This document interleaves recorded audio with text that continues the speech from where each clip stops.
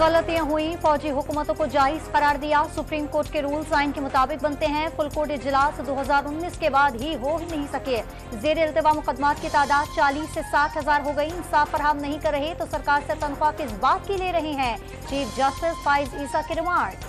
Supreme court के rules आइन के मुताबिक होने चाहिए। नए कानून से चीफ जस्टिस के इख्तियारात को तकसीम किया गया। अटॉर्नी जनरल के दलाइल ये कहें कि चीफ जस्टिस के इख्तियारात को बांटा गया। जरूरी नहीं बार बार पार्लियामेंट पर सवालात उठाए जाएं। चीफ जस्टिस का मकालमा बिल्कुल ऑफर्टिस्टिक तरीके से बता दिया। जबकि दिमाग काम करेंगे तो शफाफियत आएगी। अटॉर्नी जनरल का जवाब, कोई माने न माने मुल्क में मौशी और सियासी बहरान है। ऐसा नहीं कि चेयरमैन पीटीआई को जेल में बंद करने से मुल्क के मसाइल हल हो गए। बिलावल भुट्टो जरदारी के बाद मुल्क के मसाइल के हल का वाहिद ऑप्शन पीपल्स पार्टी को करार दे दिया।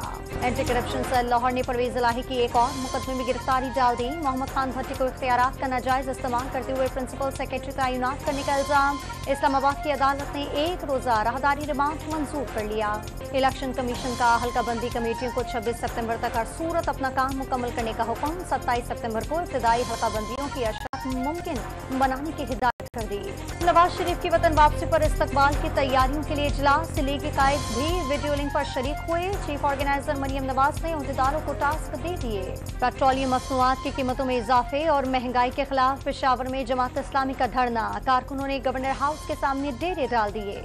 और फेडरल पब्लिक सर्विस कमीशन ने CSS 2023 के तहरीरी इम्तिहान का नतीजा जारी कर दिया है। 13,000 उम्मीदवारों में से 398 उम्मीदवार कामयाब करार।